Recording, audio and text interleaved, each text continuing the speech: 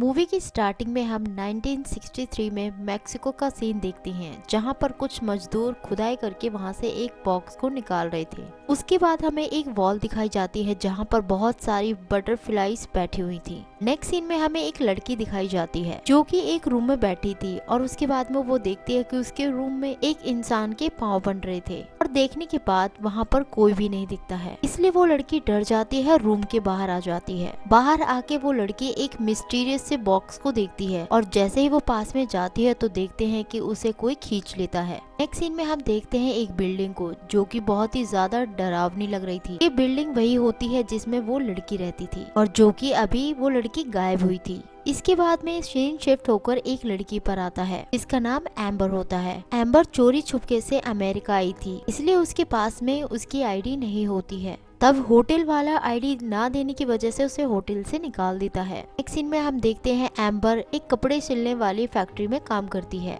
वहीं पर एक पोस्टर लगा हुआ था जिसमें देखते हैं कि हम कम रेंट पर रूम देंगे और वहाँ पर सिर्फ गर्ल्स अलाउड हैं। अब इसी वजह से एम्बर बहुत ज्यादा खुश हो जाती है। उसी फैक्ट्री में एम्बर की एक लड़की से फ्रेंडशिप हो जाती है और नेक्स्ट डे वो पोस्टर वाले एड्रेस पर चली जाती है जहाँ पर उसे बिल्डिंग का ओनर मिलता है जिसका नाम रेड होता है। वहाँ पर उससे पूछती है कि यहाँ पर और कौन कौन रहता है। वो उसे बताता है कि यहाँ पे सिर्फ एक और लड़की रहती है तुम्हारे अलावा और तुम्हारे रूम के सामने ही रहती है। यहाँ पर एम्बर से एक मंथ का रेंट ले लेता है एज अ डिपॉजिट और एम्बर से कहता है कि रात में जल्दी आ जाना और यहाँ पर ध्यान रहे कि ड्रिंक करना, स्मोकिंग करना कुछ भी अलाउड नहीं है। अब एम्बर इन सारी बातों को मान लेती है। इसके बाद में एम्बर उस रूम में शिफ्ट हो जाती है। जब एम्बर सोने के लिए अपने रूम में जाती है तो वो देखती है कि उसके रूम वाले फ्लोर पर एक छोटी सी विंडो बनी हुई है जिसका रास्ता बेसमेंट की तरफ जा रहा था। यहाँ से देखते हैं कि औरतों की रोने की और चिल्लाने की आवाजें आती हैं। ये बात एम्बर को बहुत ही ज्यादा अजीब लग रही होती है और रात में सोने के टाइम पे ये बात को और भी ज्यादा सोचती है। इसके बाद में एम्बर सो जाती है। यहाँ पर हम ये जान पाते हैं कि एम्बर की मदर की तबीयत बहुत ही ज्यादा खराब है, इसलिए एम्बर चोरी छुपते हुए यहाँ पर आई है काम करने के लिए ताकि वो बहुत सारे पैसे कमाकर अपनी मदर का ट्रीटमेंट करा सके। एम्बर के ड्रीम में उसकी मदर हमेशा आती रहती है, उससे बातें भी करती है। नेक्स्ट डे मॉर्निंग में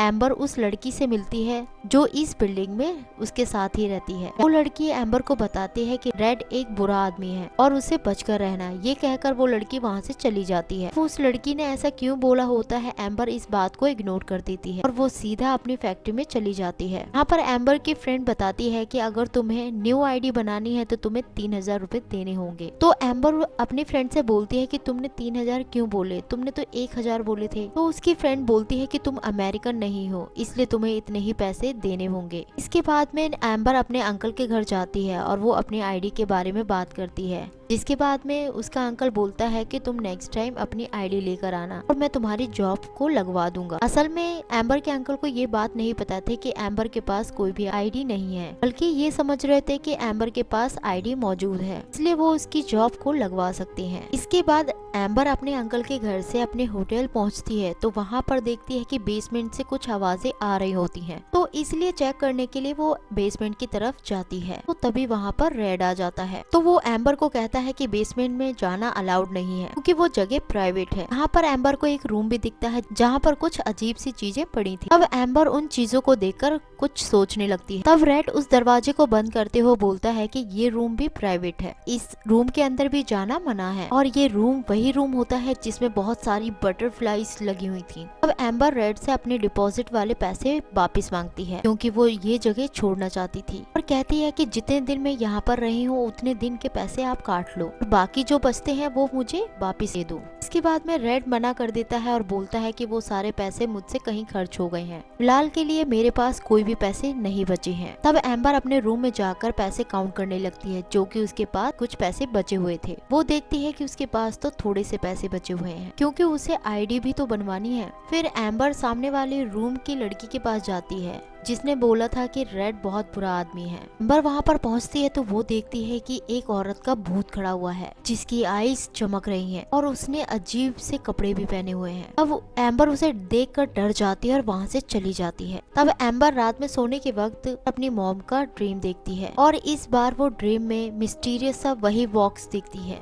ये वही बॉक्स होता है जो कि हमने मूवी की स्टार्टिंग में देखा था। देखते हैं कि बॉक्स में से एक हाथ भी बाहर आ रहा होता है। नेक्स्ट सीन में हम देखते देखते हैं एम्बर अपने बॉस से पैसे मांग रही होती है, जिसके बाद में उसका बॉस ये बोल देता है तुम्हारा काम बहुत स्लो है, इसलिए वो सिलाई के काम से हटाकर पैकिंग के काम में लगा देते हैं। नेक्स्ट सीन में हम देखते हैं एम्बर और उसकी फ्रेंड साथ में कैफे में बैठे होते हैं। एम्बर अपनी फ्रेंड से बोलती है कि ये लो पैसे और जल्दी से आईडी बनवा दो। होटल पहुंचते पहुंचते एम्बर को काफी ज्यादा देर हो चुकी थी, लेकिन जब वो होटल में जाती है तब उसे बहुत ही अजीब सा फील होता है। वो वहाँ पर देखती है एक आदमी को जो कि दीवार में अपना सर मार रहा होता है। तब एम्बर उसे इग्नोर करते हुए अपने रूम में चली जाती है। फिर एम्बर वहाँ पर दो लड़की से मिलती है। दिखने में तो काफी ज्यादा अजीब लग रही थी, लेकिन वो लड़कियाँ अच्छी थी। यहाँ पर वो तीनों मिलकर बातें करने लगती हैं। यहाँ पर वो स्मोकिंग करने लगती हैं। तभी देखते हैं कि वहाँ पर रेड आ जाता है और उन लड़कियों को रेड वहाँ से भगा देता है। यहाँ पर एम्बर रेड से पूछती है कि तुमने तो कहा था कि बॉयज कोई भी अलाउड नहीं है, तो फिर वो आदमी कौन है जो नीचे अपना सर दीवार में मार रहा है। अब रेड बताता है कि वो मेरा भाई है, जो कि थोड़ा पागल होता है। उसी रात में एम्बर उसी प्राइवेट वाले रूम में चली जाती है, जहाँ पर उसे चीजें काफी अजीब सी लग रही होती हैं, जिन्हें देखकर वो काफी ज्यादा हैरान हो जाती है, जैसे किसी को मारने के और टॉर्चर करने के तरीके और ब्लैक मैजिक से रिलेटेड चीजें, और वो चीजें जो कि पुराने जमाने में खुदाई करने के टाइम पर मिलती थी। नेक्स्ट डे मॉर्निंग में एम्बर अपने फ्रेंड को कॉल करती है, लेकिन उसकी फ्रेंड उसका कॉल पिक नहीं कर रही थी। फिर एम्बर फैक्ट्री जाकर अपने बॉस से अपने फ्रेंड के बारे में पूछती है। उसका बॉस बताता है कि वो तो जॉब छोड़कर चली गई है। तब यहाँ पर एम्बर समझ चुकी थी कि उसकी फ्रेंड ने उसे धोखा दिया है। वो उसके सारे पैसे लेकर भाग गई है। इसके बाद में एम्बर फिर से होटल वापस आती है तो उसे फिर से औरतों की रोने की और चिल्लाने की आवाजें आती हैं। फिर एम्बर को कुछ भी यहाँ पर समझ नहीं आता है कि आखिर यहाँ पर चल क्या रहा है। इसके बाद में एम्बर रेड के पास जाती है और वो पूछती है कि सामने वाली जो लड़की रहती थी वो कहाँ पर चली गई है। इसके बाद में रेड बताता है कि वो लड़की तो कब से चली गई है। इसके बाद में एम्बर अपने रूम में आ जाती है और यहाँ पर उसे काफी ज्यादा अजीब लग रहा था। जिसके बाद में एम्बर वहाँ पर कुछ अजीब सी चीजें देखती है। वो वहाँ पर एक लड़की और एक औरत को देखती है, जो कि असल में वो दोनों ही सोल्स होती हैं, और जो वो लड़की होती है वो एम्बर से हेल्प मांग रही होती है। लेकिन देखते हैं कि अचानक से उस लड़की को कोई खींच कर ले जाता है। ये देखकर एम्बर समझ जाती है कि यहाँ पर सोल्स रहती हैं। इन बातों की वजह से एम्बर बहुत ज्यादा डर जाती है, इसलिए एम्बर सामान पैक करके रेड के पास जाती है, अपने डिपॉजिट के पैसे मांगती है। लेकिन वहाँ पर रेड तो नहीं मिलता है, लेकिन उसका पागल भाई मिल जाता है। तो वो एम्बर को बताता है कि यहाँ पर रेड नहीं है। जिसके बाद में एम्बर अपना सारा सामान लेकर दूसरे होटल में जाती है, लेकिन उसके पास में बिल्कुल भी पैसा नहीं होता है, तो होटल वाला उसे रूम नहीं देता है। इसके बाद में एम्बर रेड को कॉल करती है और बोलती है कि प्लीज मुझे मेरे पैसे वापस कर दो और मुझे पैसों की बहुत ही ज्यादा नीड है। जिसके बाद में एम्बर एक कैफे में होती है, तभी वहाँ पर रेड भी आ जाता है और वो एम्बर को थोड़े से पैसे दे देता है और कहता है कि बाकी पैसे मैं होटल जाकर तुम्हें दूंगा, क्योंकि बाकी पैसे होटल में ही पड़े हैं। इसके बाद में एम्बर को लेकर उसी हॉन्टेड होटल में आ जाता है और कहता है कि तुम्हारे बाकी के पैसे रूम में हैं, जाकर तुम ही ले लो। लेकिन जैसे ही एम्बर रूम में जाती है और चारों तरफ देखती है तो वहाँ पर पैसे नहीं मिलते हैं। अभी रेड अचानक से उसके पीछे आ जाता है और उसे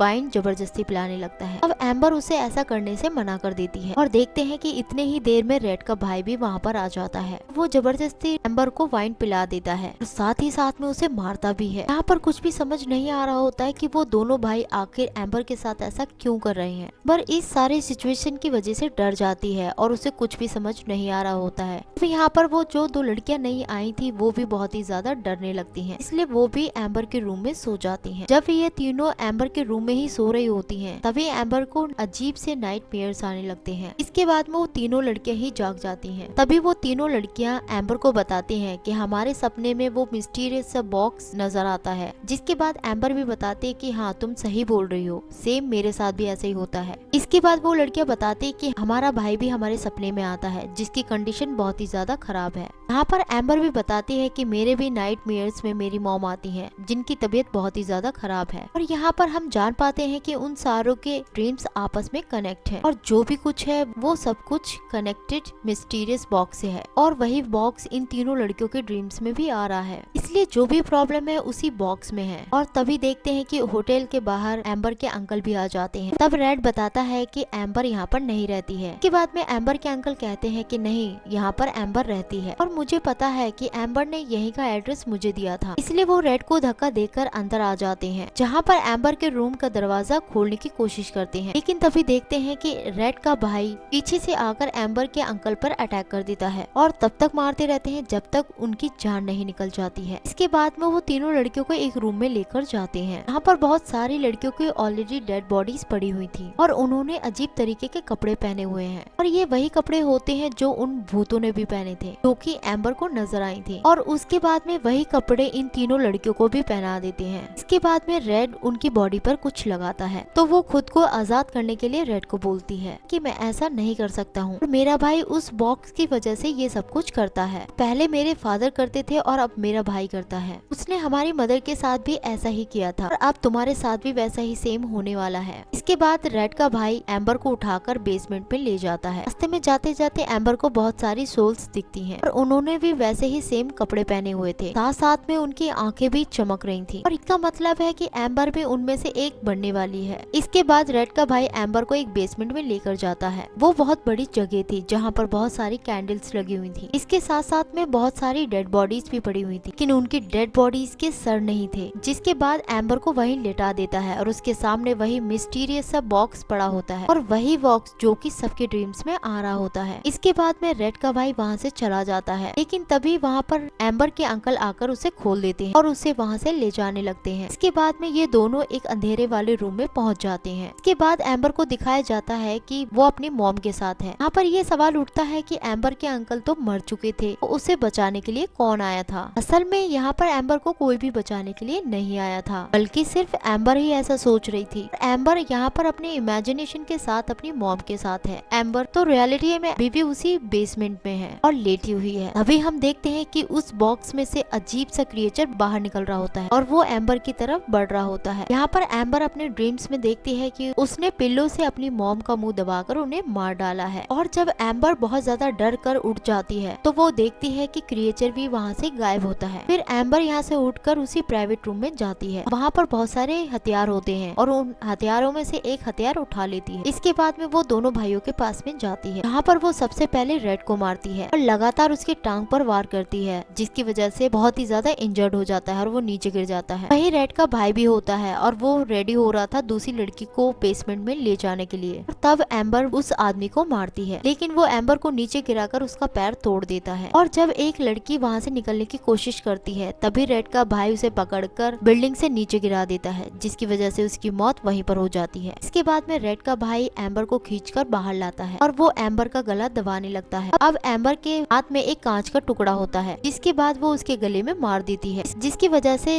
रेड का भाई इंजर्ड होकर वहीं पर गिर जाता है। फिर एम्बर उस पर काफी वार करती है और वो इतना मारती है कि वो जान से ही मर जाता है। इसके बाद में वो रेड को लेकर बेसमेंट में आती है और वो उसे लिटा देती है और देखते हैं कि वही अजीब सा क्रिएचर बाहर आता है और वो रेड के सर को अपनी बॉडी में घुसा लेता है, यानी कि उसका सर ही धड़ से अलग कर देता है। इसके बाद में एम्बर वहाँ से बाहर चली जाती है। एम्बर जब बाहर आती है और वो अपने पैर को देखती है तो उसका पैर बिल्कुल ठीक हो जाता है और उसके चोट के निशान थे वो भी धीरे धीरे हील हो रहे थे और यहाँ पर उसकी आईज का कलर भी चेंज होता हुआ हमें दिख रहा था। असल में ये बॉक्स वही होता है जो हमने स्टार्टिंग में 1963 में देखा था, जहाँ पर कुछ मजदूर गड्ढा खोदकर बॉक्स को निकाल रहे थे और ये बॉक्स रेड के फादर को मिला था। असल में उस बॉक्स के अंदर एक भूत था जिसने रेड के फादर के बॉडी में कब्जा कर लिया था। यहाँ पर रेड के फादर ने वही चीजें करी जो कि उस क्रिएचर ने बोली थी। इसके बाद में रेड के भाई ने स्टार्ट कर दिया, क्योंकि उस भूत ने रेड के भाई पर अब कब्जा कर लिया था। अब क्योंकि वो भी मर चुका है इसलिए उसके भूत ने एम्बर पर कब्जा कर लिया है। अब वो क्रिएचर यहाँ पर एम्बर से सब कुछ करवाएगा। इसी के साथ में ये मूवी यहीं पर खत्म होती है। Thank you for watching.